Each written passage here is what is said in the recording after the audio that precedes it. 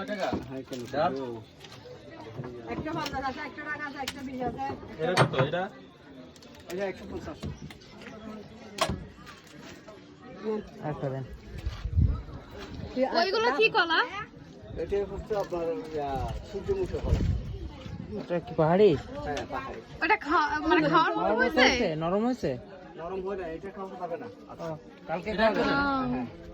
না এটা একটা দেন।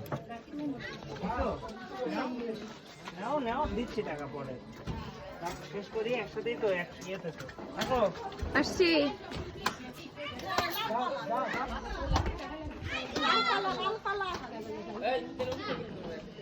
এটা কত?